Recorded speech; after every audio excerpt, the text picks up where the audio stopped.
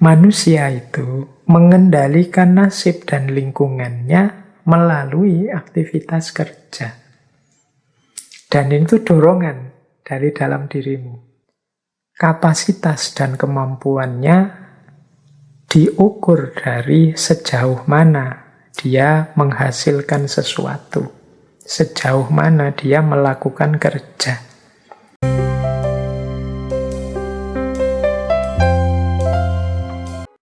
Jadi homo faber atau kerja atau karya itu adalah bagian dari kodrat fitrah manusia. Nanti kita lihat hubungannya apa sih dengan aktivitas kerja yang membentuk kepribadian kita ini. Baik, langsung kita masuk ke homo faber. Jadi istilah homo faber itu tadi saya bilang dari bahasa Latin, karena homonya sendiri dari bahasa Latin yang artinya manusia. Faber itu artinya menghasilkan sesuatu, menciptakan sesuatu, membuat sesuatu. Jadi manusia itu makhluk yang menciptakan sesuatu, membuat sesuatu, menghasilkan sesuatu. Makanya homo faber ini sering mudahnya kemudian diterjemahkan manusia itu makhluk yang bekerja. Ya karena untuk menciptakan sesuatu itu kan harus ada kerja yang dilakukan. Untuk menghasilkan sesuatu itu harus ada yang dilakukan. Jadi makna pertama dari homo faber itu adalah manusia sebagai yang bekerja. Jadi yang menunjukkan bagian dari man the maker, untuk manusia menghasilkan sesuatu. Berarti apa? Yo, kerja itu berarti sifatnya esensial dalam diri kita. Dia hakiki, bagian dari kodrat kita. Makanya manusia itu kalau tidak ngapa-ngapain sama sekali, tidak enak. Jadi tidak nyaman. Boleh teman-teman merasakan sendiri. Apa ada manusia yang bisa tidak ngapa-ngapain? Pasti dia ngapa-ngapain. Yo, Pak, tapi kan saya punya teman pengangguran, Pak, tidak bekerja. Ya pengangguran dalam arti profesi yang dikenal atau mungkin kerjanya tidak menghasilkan uang atau dia tidak jadi pekerja di mana. Tapi kan tidak mungkin ada orang itu tidak punya kesibukan sama sekali. Yo, semoga tidak seperti guyonan hari ini kan, kesibukanmu apa hari ini? Wah, saya hari-hari ini sibuk sekali nganggur. Pekerjaan saya yang nganggur itu dan lain sebagainya. Tapi manusia itu hakikatnya kerja. Manusia itu mengendalikan nasib dan lingkungannya melalui aktivitas kerja. Dan itu dorongan dari dalam dirimu. Jadi yang homo-homo itu tadi kan maksudnya fitrahnya manusia, kodratnya manusia. Nah, kalau dimaknai lebih jauh, di situ saya tulis beberapa pemaknaan jauh dari homo faber itu, misalnya manusia itu kapasitas dan kemampuannya diukur dari sejauh mana dia menghasilkan sesuatu. Sejauh mana dia melakukan kerja. Jadi saya itu apa sih yang saya bisa, apa sih yang saya mampu, kapasitasku berapa atau seperti apa sih, itu biasanya dilihat aku bisa menghasilkan apa. Apa yang bisa aku lakukan yang membuahkan sesuatu. Nah, ini bagian dari homo faber. Makanya orang yang tidak bisa apa-apa itu kan rasanya agak minder gimana gitu.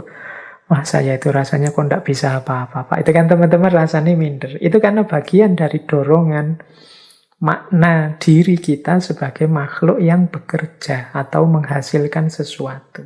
Bahkan lebih jauh, manusia itu mampu mengenali dirinya dari apa yang mereka kerjakan. Jadi kalau kita ingin memahami siapa kita, ya Yang kita lakukan kan merenungi diri kita. Kalau teman-teman cermat, sebenarnya merenungi diriku itu yang direnungi apa sih? Sebagian besar bahan atau materi renungan itu adalah apa yang kita kerjakan, apa yang kita lakukan. Kalau teman-teman bertanya pada diri sendiri, siapa sih aku itu? Itu kan teman-teman membaca apa yang aku lakukan selama ini. Jadi kita itu mengenali diri kita dari apa yang sebelumnya kita kerjakan. Aku kok orangnya gerusa-gerusu ya? Aku kok orangnya lambat ya? Aku kok orangnya tidak sabaran ya? Aku kok orangnya... Ini kan kualitas-kualitas dari kerja, aktivitas sehari-hari yang kita lakukan. Jadi itu antara lain makna dari homo faber. Nah, selanjutnya manusia juga secara umum menilai hidup ini dari apa yang mereka kerjakan. Jadi nilai-nilai kemanusiaan itu banyak dikaitkan dengan apa yang dikerjakan oleh manusia. Jadi baik, buruk, benar, salah. Kalau dalam agama itu ada halal, ada haram. Itu kan semuanya bersentuhan dengan hidup, cara manusia menjalankan hidupnya, beraktivitas. Jadi nilai itu kita rumuskan dari situ. Oh itu orangnya rajin. Oh itu orangnya males. Oh kalau yang seperti itu tidak boleh, itu merusak. Oh kalau yang begini bagus, ini sesuatu yang misalnya menginspirasi. Oh ini, itu sebenarnya semuanya berhubungan dengan kerja. Itu makna homo faber. Bisa pula dimaknai manusia itu dia dipandang tidak bernilai dalam tanda petik ya. Ketika dia tidak mampu mengerjakan sesuatu atau tidak mampu menghasilkan sesuatu seperti yang diinginkan. Wis mudahnya begini, untuk tidak noding keluar ya, untuk kita sendiri misalnya. Kita misalnya mahasiswa ujian. Kok ya ujian kita tidak bisa nggarap, tidak bisa mengerjakan tugas dari dosen. Wah, saya tidak mampu ini. Itu kan kita merasa kecewa dengan diri kita. Karena tidak mampu melakukan kerja tadi. Saya tidak punya arti lagi. Kita terus memandang rendah diri kita kayak kemarin-kemarin di identitas kemarin banyak kita jelaskan. Nah, ini kan menunjukkan betapa memang manusia itu homo faber. Kalau dia merasa tidak mampu melakukan kerja, dia menganggap dirinya tidak berarti. Lebih jauh bahkan ternyata perubahan-perubahan yang terjadi dalam diri kita itu juga hasil dari kerja. Jadi kita ini, diri kita seperti apa konstruksinya hari ini, itu adalah buah dari kerja yang kita lakukan. Berpikir, merenung itu penting, tapi jauh lebih berpengaruh kerja yang kita lakukan, tindakan yang kita lakukan. Kita berpikir tentang, wah ini baik, itu baik. Menurut saya membantu orang lain itu utama. Menurut saya gotong royong itu bagus. Menurut saya hidup tertib itu bagus. Itu kalau cuma dalam pikiran, dia tidak membawa pengaruh besar untuk hidup kita. Tapi pengaruh besar itu tampak ketika kita mewujudkannya dalam kerja, dalam tindakan yang sifatnya aktual sehingga melahirkan sesuatu. Jadi kerja itu selain mungkin melahirkan tujuan dari kerja itu sendiri, nantinya efek kerja itu juga membentuk diri kita sebagai pribadi. Nah, nanti ada banyak uraian tentang itu di belakang.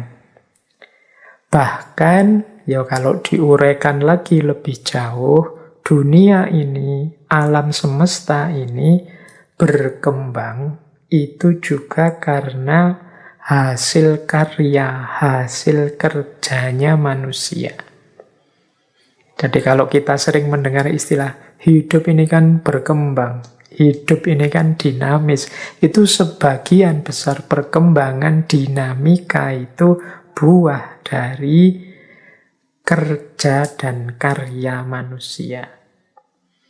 Jadi ini salah satu anugerah Allah yang luar biasa pada manusia. Selain animal rasional atau homo sapien atau berpikir tadi, itu juga termasuk kerja. Jadi di antara penciri khususnya manusia ya di aspek kerja ini. Baik, itulah makna-makna dari homo faber. Jadi kalau ada yang tanya, Pak, kok yang diangkat malah tema kerja sih Pak untuk memahami hakikat diri?